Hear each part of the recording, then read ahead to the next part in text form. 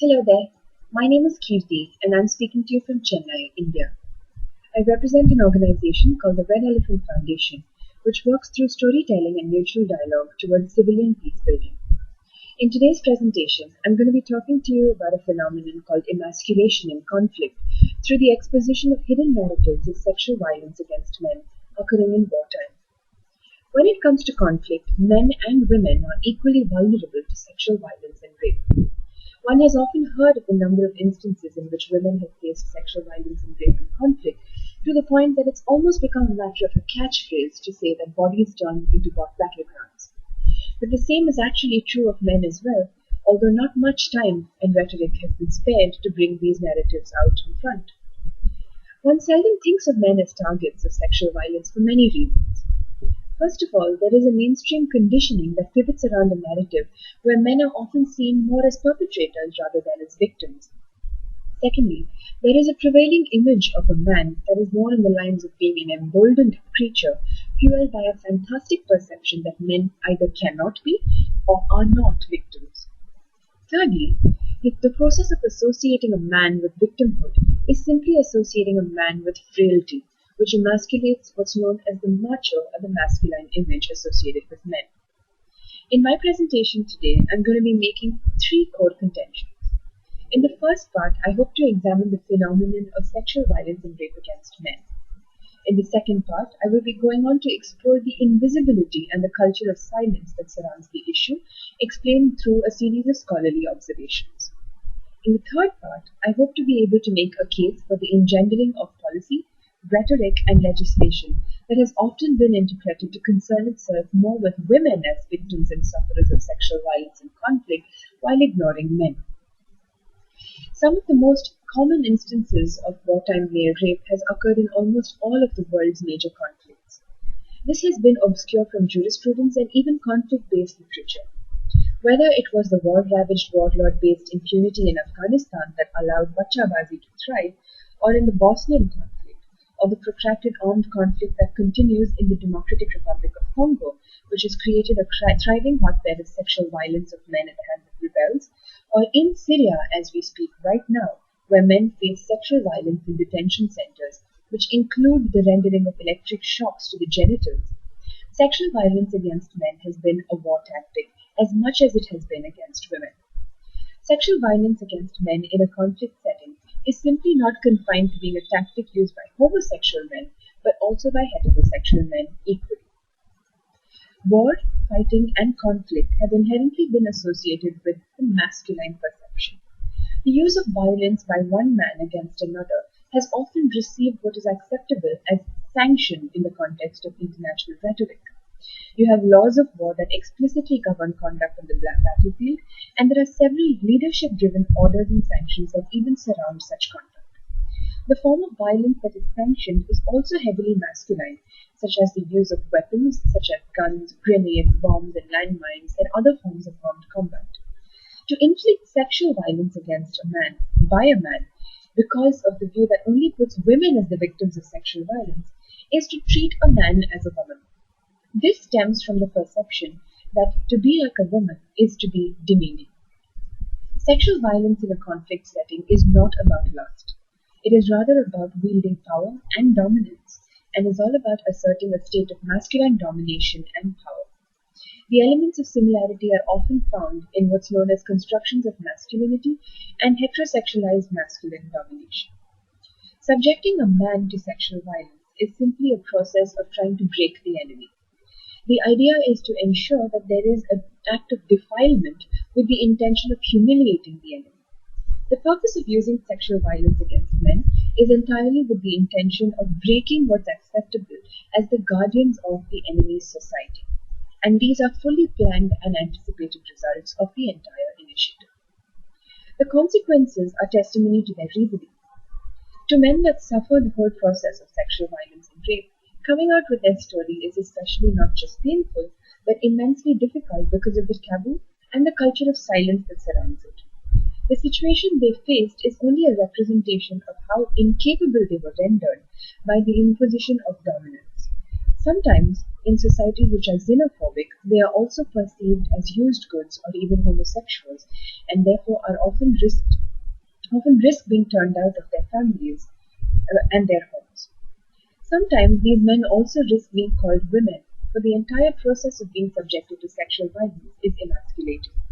It is a process where the enemy has feminized them and conquered them and has subjugated them. There is tremendous stigma, shame, and ostracism that causes men to shy away from speaking out, to seek the treatment that they need for their physical and mental trauma resulting from sexual violence and conflict. There is also a culture of silence which is augmented by the continued labeling of sexual violence against men as crimes in the form of torture, degrading and cruel treatment, rather than as sexual crimes itself. Labeling it as a crime of torture or a war crime or even cruel treatment indicates that there is no specific addressing of these crimes as it should be. Just like sexual violence targets women in conflict, sexual violence that targets men in conflict is not a singular incident or just a few isolated incidents, nor a byproduct of conflict. As this slide over here shows you, there are major instances of wartime male rape which have taken place in some of the world's most significant conflicts, which have been highlighted in red. There are three motivating factors which culminate in the occurrence of sexual violence against men. On the first circle right up top, you can find sanction. The use of violence by one man against the other is not unacceptable and is even sanctioned because you have so many rules of war that actually prescribe the kind of conduct that should take place on a battlefield. On the second circle at the bottom on the left, you'll find that masculine domination is what conflict is all about. The infliction of sexual violence is an attempt to dominate over the enemy in the attempt to subjugate the enemy to your control. And looking at the third circle at the bottom on the right, you'll find that the purpose of using sexual violence is listed as one of the motivating factors, for it emasculates the enemy. When sanction for such conduct meets with masculine domination, you find that there is an overlap in that there is an imposition of power. When masculine domination meets with emasculation, you will find that there is a campaign for organized dominance.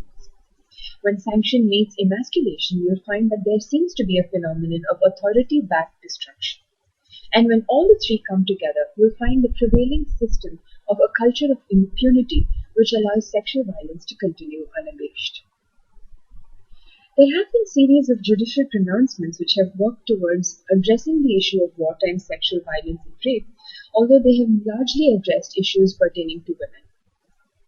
In the case of Prosecutor versus Jean-Paul Akayesu, a case that was decided by the International Criminal Tribunal for Rwanda, for the first time, the use of rape was considered an act of genocide. This was the first ever time an international court had prosecuted an instance of sexual violence that occurred in a conflict. Moving further, in the case of Prosecutor versus Dusko Tadic, the International Criminal Tribunal for Yugoslavia for the first time convicted a defendant of sexual violence conducted against men among a series of other abuses. One of the major examples that were used in the context of this prosecution was the order imposed upon two male detainees to perform oral sex on a third male detainee.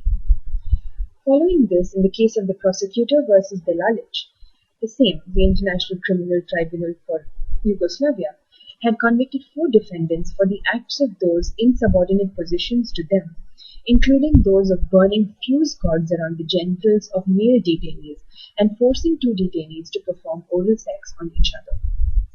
In Prosecutor versus Sisic, the International Criminal Tribunal for Yugoslavia went on to further convict a Serbian commander for many crimes, of which one included the forcing of 2 Muslim brothers into sexual acts with one another.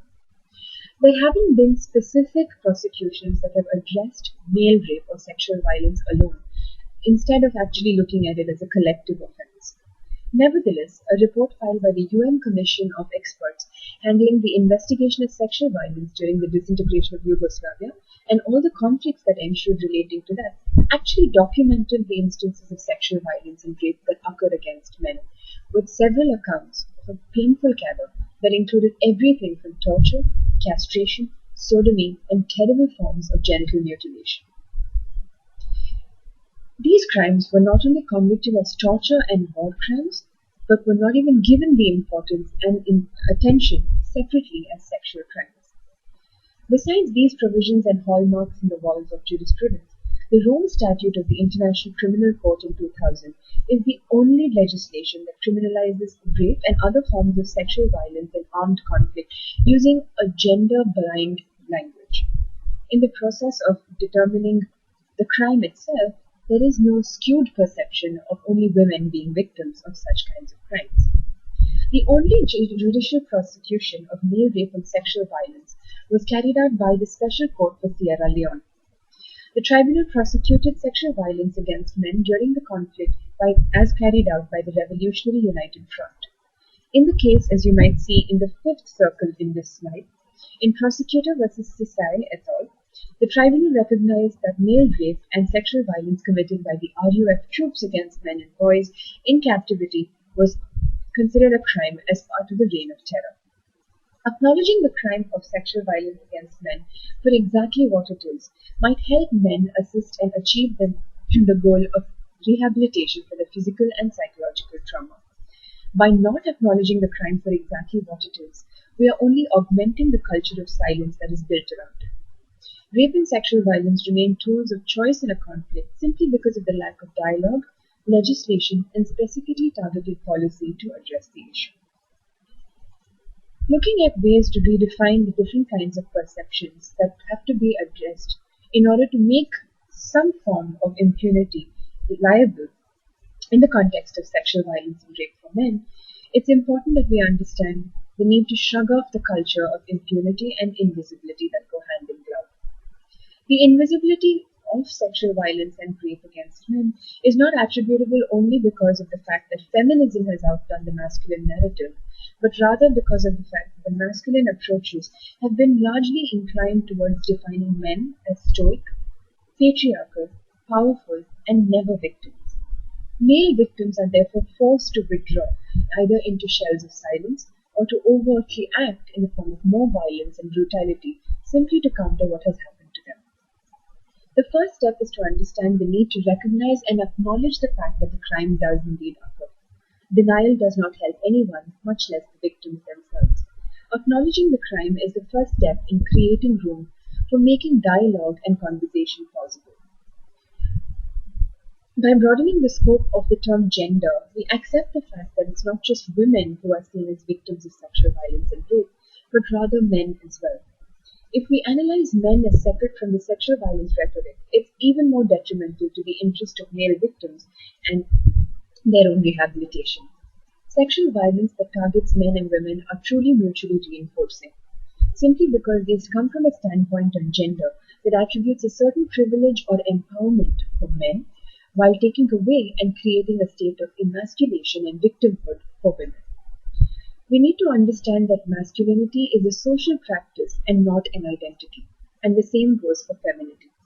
Where we perceive such things as an identity, we create attributes that have to be fulfilled in order to continue maintaining that identity, which in turn leads to the creation of an expectation that has to be adhered to, especially in the context of conflict, where armed militia have to be following what's considered as a rite of passage simply to assert their masculinities. The construction of masculinity is not only for the men who fight in the war, but also for women who fight in the war. One cannot turn a blind eye to the fact that sexual violence and rape against men can also be perpetrated against men by women. A case in point being the situation that prevailed in the Abu Ghraib prisons in Iraq. In Bosnia, Rwanda, and in Sierra Leone, women were in positions of authority and power and also had a hand in perpetrating sexual violence and rape. By masculinizing the perpetrator, troops in conflict have always in the process emasculated and feminized the enemy. These are all social constructs which are simply symbolic in the process of trying to assert domination by one unit over the other. The body of the target, therefore, irrespective of whether it's male or female, simply ultimately winds up becoming a victim of collective feminization. Through rape or sexual violence, this collective is then conquered, or rather sought to be conquered. This is why rape and sexual violence in conflict has absolutely nothing to do with lust, although it's possible that lust may rear itself every now and then, and has everything rather to do with the process of trying to be dominating, and subjugating of another. Working towards male rape and sexual violence needs visibility first. Along with visibility, there needs to be constructive dialogue which seeks to shed and move away from the process of attributing victimhood and power. We need to understand that this is a social construct that needs attention from the standpoint of the fact that a crime cannot continue any longer. I'd like to conclude my presentation by summarizing the fact that there are one too many several factors that play a role in allowing a chain of crime to continue. The greatest contributor to all of this is the culture of silence and invisibility. It's high time we put an end to it.